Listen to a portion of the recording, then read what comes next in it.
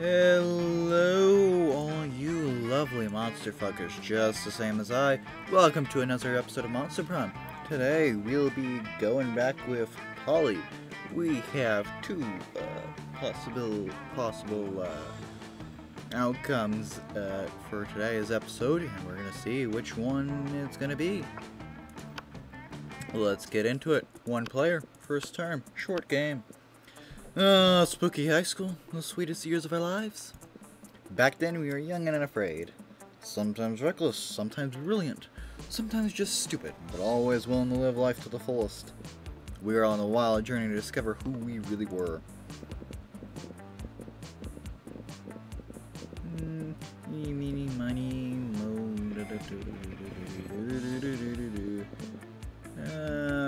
yeah. And we yet to experience its ultimate challenge, the Monster Prom. I remember it clearly. 3 weeks were left, and as we fantasized about our dream prom dates, we were all scrambling to catch the attention of our 6 most charismatic classmates. Huzzah! Miranda Vanderbilt, 19, a sweet mermaid princess who was as cute as she was genocidal. Damien LeVay, 21, a fearless demon with a taste for destruction and love of fire. Scott Howell, 21, a werewolf athlete who compensated for his rather small brain with a stupidly huge heart. Liam DeLioncourt, 400-something, a hipster vampire whose standoffish demeanor hid that he was truly a lovable dork. Yay! Polly Geist, 22, a party ghost with an insatiable hunger for all the wrong things. What? And Vera Oberlin, 23, a mean, self-made gorgon with a merciless sense of business. It was clear, it had to be one of them, but who? We only had 3 weeks to choose our prom date, and even more daunting, we only had 3 weeks to woo them and conquer their heart. But as I already said, we were young and unafraid, and we were ready to start. Welcome to Monster Prom's stupidest pop quiz ever. All minds are rotten, but they are rotten in so many different ways. Worry no more, we're now using our PhD in bullshit to diagnose which kind of deviant sicko you are. Monster Prom's stupidest pop quiz ever, TM, will throw a bunch of absurd questions at you and turn your answers into your character's stats. This way each of you will start by having stats that better reflect your true selves. Let's start. You build a 100-foot statue commemorating an event so that in 1,000 years time... we got this one last time.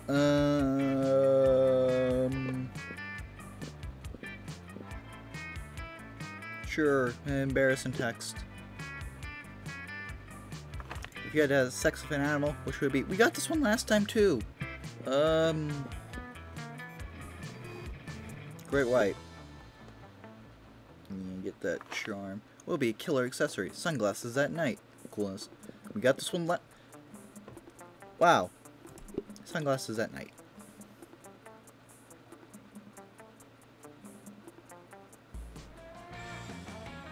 Let's go. Okay.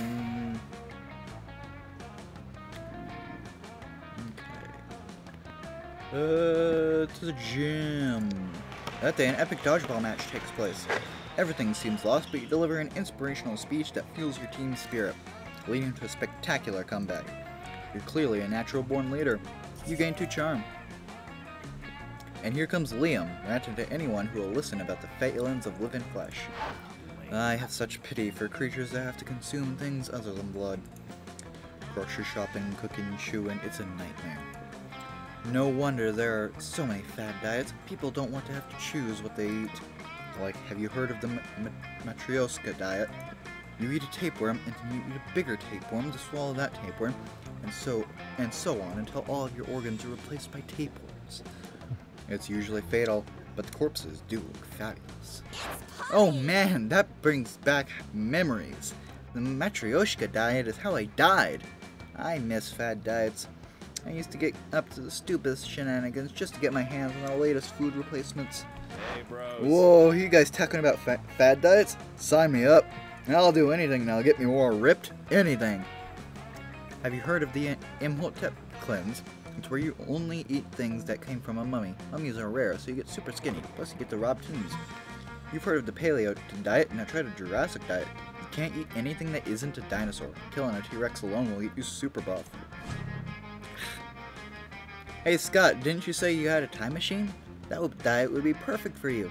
I do, but Coach gave it to me on the condition that I only used to go back in time and win all the games we lost. Oh, bro. And I'm not gonna jeopardize my deep relationship with Coach just to get hecka swole in history times.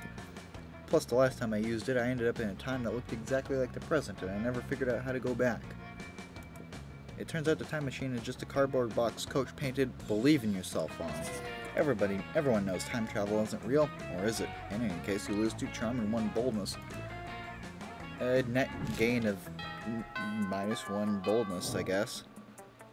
Let's go. Hey, Polly. Hey, Miranda. Alright, I'm trying to comprehend your request. What is there to comprehend? It's really simple, Miranda. Take my cell phone, snap a pic of me face-planting my food with my eyes closed and tongue out. But wherefore? Right here, Miranda.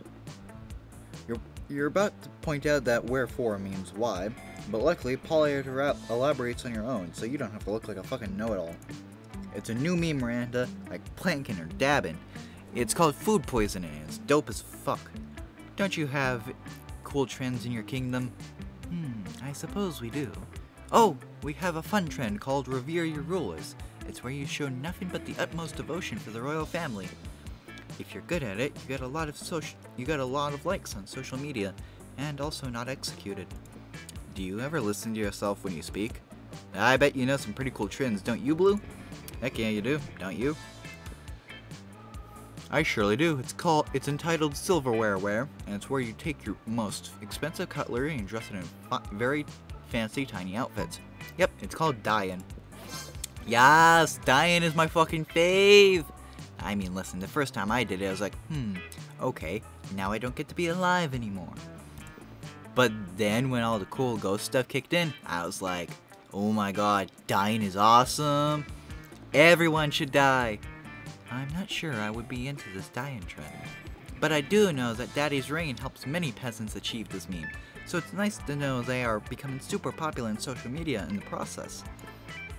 Remind me not to ever hang out in Miranda's kingdom on break.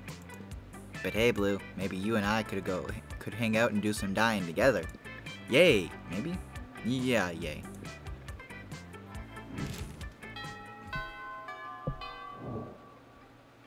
Let's go. Let's get that charm back. That day, an epic dodgeball match takes place. At one point, you're about to be eliminated by a player from the other team. But suddenly, you convince him not to throw the ball at you with a heartfelt speech about the importance of everyone's lives. The player bursts into tears, and you take advantage of that moment of weakness, throwing a ball at him. You lose 5 mercy, a stat that might be useful in Monster Prom sequel, but isn't now, and you gain 2 charm. Later, you're minding your own business when you see Polly floating down the hallway, texting, just as you're about to approach her. There you are, Polly! I've been following a scent. The scent of betrayal. What are you talking about, buddy? I haven't been pulling any pranks at all lately. Some very funny person messed with my sports gear. They put my left sock on my right shoe, and my right sock on my left shoe. Polly, I know we're best bros, and you would never do a prank to me, but I think you did this prank to me. I smelled you. No, you didn't, because ghosts don't have a scent. Maybe not to a normal person, but a werewolf can smell anything, and ghosts smell like algebra and global warming. Ugh. Right. Well, if ghosts don't smell, then what am I smelling? Of course ghosts smell, like ecstasy, spiked rose wine, and Victoria's seance lingerie. Sure is a mystery. Up in my van, we'll go solve it, Scott. Of course ghosts smell. Yes. Oh my gosh, yes, my favorite things. Then it was you. Scott, do you have any idea how many ghosts in the school wear Victoria's seance? It's the ultimate lingerie boutique. So you're saying it could have been any ghost? Pretty much. But you know what? I would be happy to use my rose wine smelling lingerie scented skill set to help you crack the case. Thanks, Polly. You're a good friend. As they walk away, arm in arm, Polly looks over her shoulder and mouths to you, "It was totally me." But Scott seems content and their friendship is saved. And Polly seems flattered by your choice descriptors. In the end, the strongest smell here is a sweet smell of success. You gain 2 smarts and 1 charm.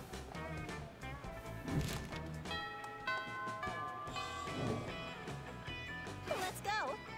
Let's go to the bathrooms, try and bump up that boldness out of it. That day, you skip class and just hang out in the bathrooms because you respect no authority. I guess some people just want to watch the world burn. By skipping class and hanging out in the bathrooms, you get 0 shits, but you gain 2 boldness. You're minding your own business, but you see Liam and Polly in the midst of what seems to be a very intense conversation. And God knows you never mind your own business for too long. Liam, I'm out of ideas. I think we've done everything already. There are no new and exciting things to do. Ah, my dear Paulina. Who would have said that afterlife could be such an awful word? I think Arcade Fire said it already. Dang.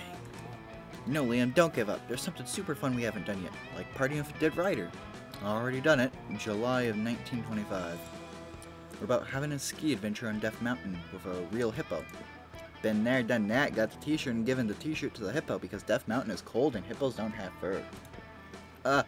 What about an orgy with our classmates as a bonding experience? There it is! Wait, what? Nah, I grew tired of orgies after the masquerades organized by Lord Talmy at Wanstead House. Yeah, classic Polly mistake, thinking orgies are always the answer. What about adopting a baby and raising it lovingly and responsibly until it becomes the best lawyer in the country? No, push rewind, go back to the orgy thing. The orgy thing was dope. You need to make them rethink the orgy thing.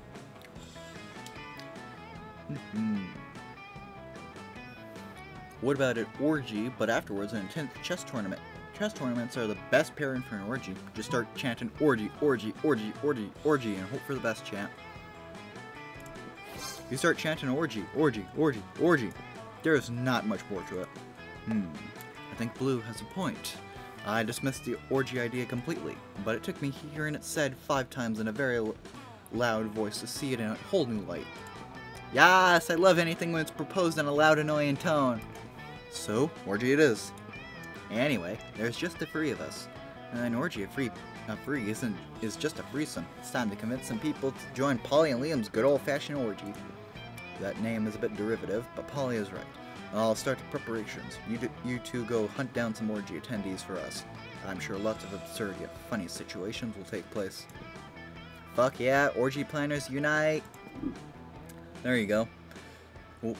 When last week the school's career advisor suggested a career in orgy planning, you thought she was just super drunk again. You're getting 2 fun and 1 smarts.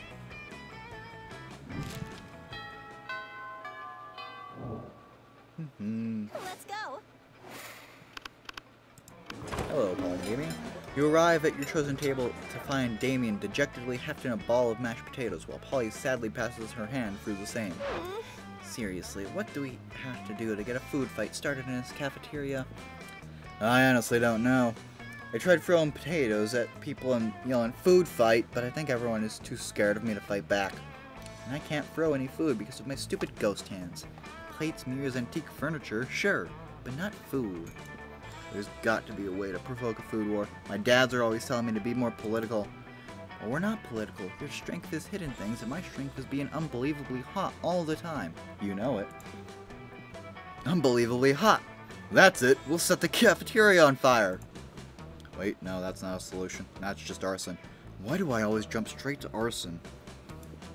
It's hard to watch them struggle through this by themselves, so you step in with an idea of your own. Wars are fought over scarce resources. Steal everybody's food and put it in a pile. That ought to do it. Hey Polly, you know how the Greeks fought a whole war over Hell in Troy's face? We just need to get you kidnapped by Trojans. I like where your head is, but I'm not super into being kidnapped and shit. What if we skip some steps with some good old flashing? Polly floats up on the table and, in a practice motion, whips her top off. To the victor! This is a high school cafeteria. Polly's rash accent upsets the roiling cauldron of hormones, sets it on fire, and tap dances on the ruins. Soon the air is thick with sausage and gravy. Potato crisps fly everywhere like flavored shrapnel. Polly puts her shirt back on now that everyone's too busy fighting to remember what they're fighting about. Looks like mine really were the tits that launched 1,000 chips. The view you just got makes that pun worth it.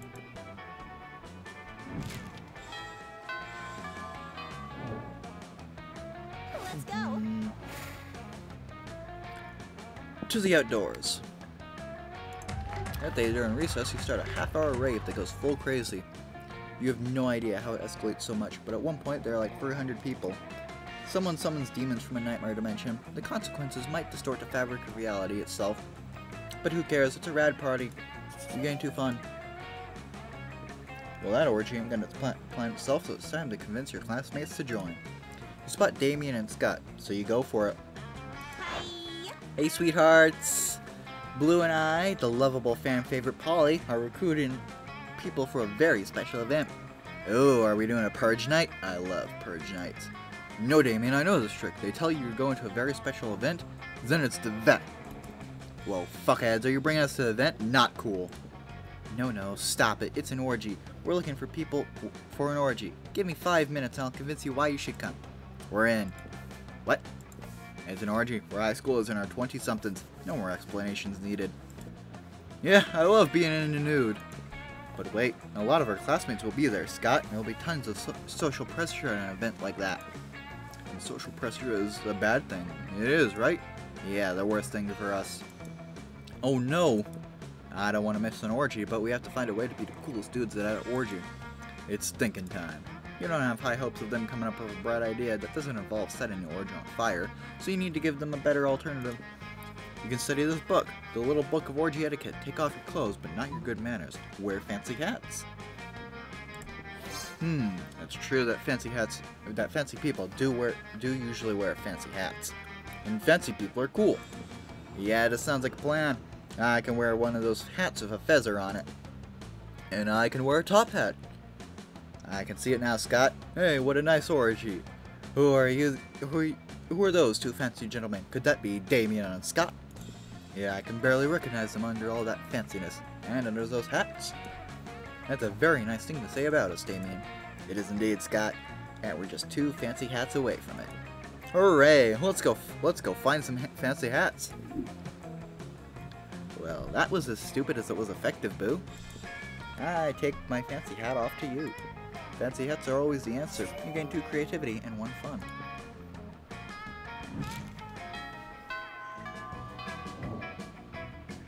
Let's go.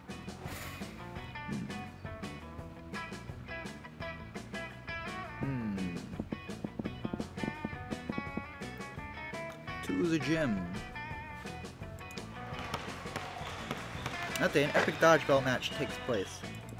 But the match isn't as important as the human interactions within it. You're at your peak when you decide to go for the overkill and wink at one of your teammates. He's totally mesmerized. It's the most epic wink ever. Damn, you know how to win over people's hearts. You're getting too charmed. Scott and Damien were quite easy to convince, and now it's time to invite to get the tougher ones. Oh, perfect, it's Miranda. No orgy is complete without some loyalty involved. Greetings, Hello, fellow classmates. Miri, stop being a weirdo. Don't call us that. Also, welcome to our orgy. Whoa, quite a strategy there. An orgy? What a delightful evening plan. Really? I mean, cool. Yeah, orgies are an invention of aristocrats to celebrate their mystery religions, only for initiates who often were from a high class. Let me start over. Yeah, orgies are an invention of aristocrats to celebrate their mystery religions, only for initiates who often were from a high-class upbringing. An exquisite celebration of the higher class and its power. But I'm just 19 and still a mere mer princess. My parents are quite pushy about my need to find the right suitor. They want me to stick to my royal responsibilities and stop with all the absurd shenanigans that seem to define spooky high school. So I'm not sure if they will approve an orgy. Doesn't seem like something a parent would be okay with, right? Quite probably. A challenging quandary stands before us. How should I convince my parents it's okay for me to attend this orgy? You always feel like you've seen everything at this school, yet every day you're surprised by a whole new unexpected problem. So how should you solve this one? Your parents want you to choose a suitor, but an orgy is a great way of judging your suitor's prowess. Invite all of them, too. Parents never trust children. Put them at ease by letting them come in as orgy chaperones. Yeah, fuck it. That's a brilliant idea. Is it? If my parents have any reservations about me attending an orgy, it will be solved by them being there with us. They can bring snacks and keep an eye on us in case we need anything. Unexpectedly, I find that super weirdly arousing, so I'm okay with it. I only hope they don't embarrass me by sharing anecdotes or bringing signs to cheer me on, like they did at my tennis match last month. Here, take my phone, Blue. Use your charms to convince my parents to come to the orgy with us. You always guessed this would happen someday, so you have some ideas about what to say. You spend 3 hours on the phone with Miranda's parents. The conversation is tough but epic. You quote Walt Whitman. You even use some graphs despite just being on the phone. By the end of the call, Miranda's parents' minds have been open in many ways. They're now considering veganism and feel some regret about the Pinata massacre. Also, they're totally okay with the orgy, to the point where they're fine with not attending and will rather just have you record and send it to them on VHS. Merfolk still use that, so they can keep it as a family memory. That speech was a thing of beauty, Blue. Yeah, and your passion about orgies was totally a turn-on for me. I will start choosing my best and fanciest hat for the orgy. Huzzah! They both leave, talking hats for the orgy. What's with this orgy and hats? You gain 2 smarts and 1 charm.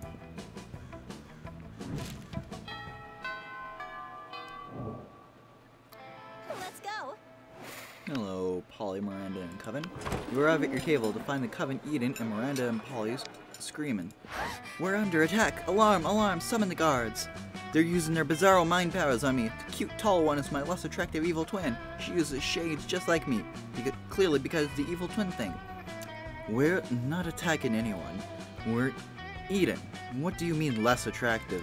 Disgraceful. Lies. Subterfuge. I can feel them in my brain making me less cool and sexy. Ah! Always Every single time. Every single lunch hour. You can't allow your friends to be attacked. Quick, save them from this fiendish menace. Join them in joust in Miranda's honor. Drug their food. You reach into your pouch of drugs and pull out a handful of miscellaneous pills, which you sprinkle on the Coven's mashed potatoes. What are you doing? Are you trying to drug us? Idiot, winners don't do drugs. You know what? How about we just move to another table? Cool. Haha, suckers. They left their druggy potatoes. Looks like everything's turning up Polly. Polly eats all the drugs out of the potatoes and then decides she's a canoe. A canoe that thinks you're kind of cute.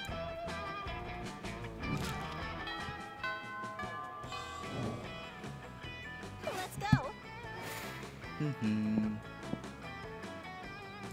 To the gym again. That day, an epic dodgeball match takes place. Amidst the battle, you spot a fellow player that seems utterly discouraged.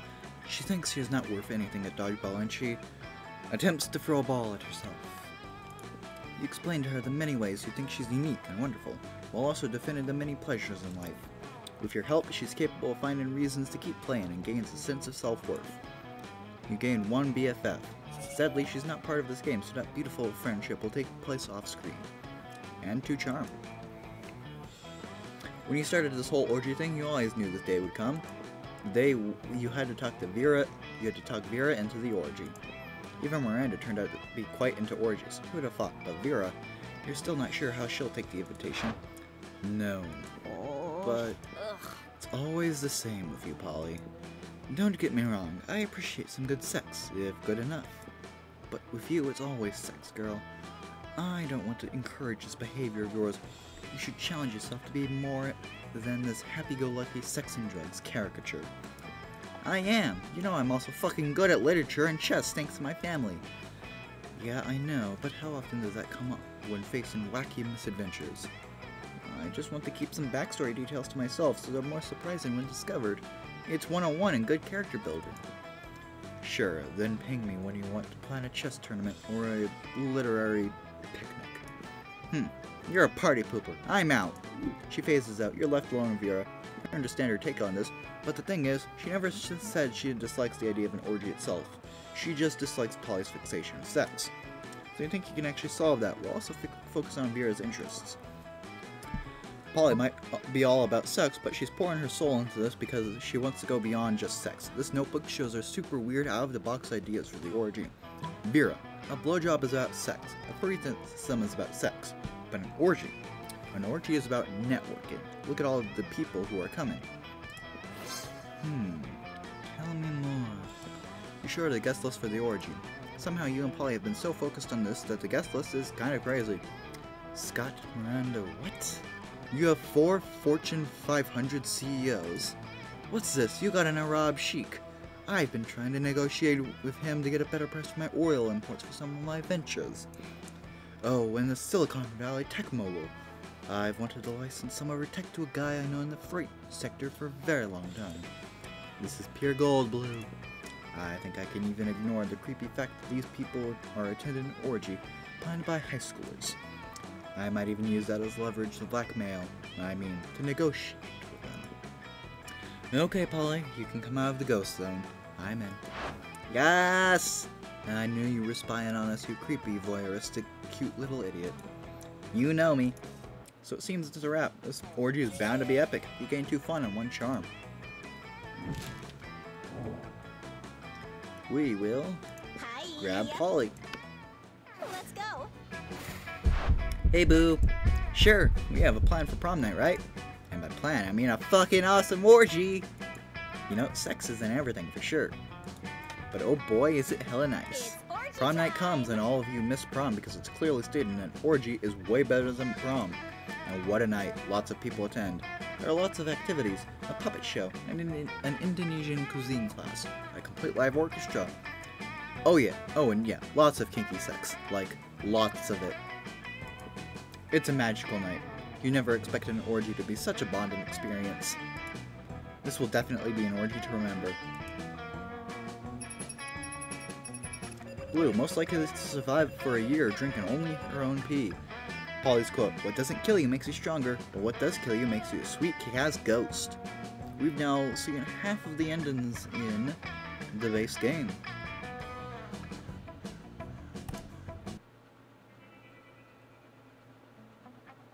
Those 3 weeks were maybe the most epic and absurd weeks of our lives.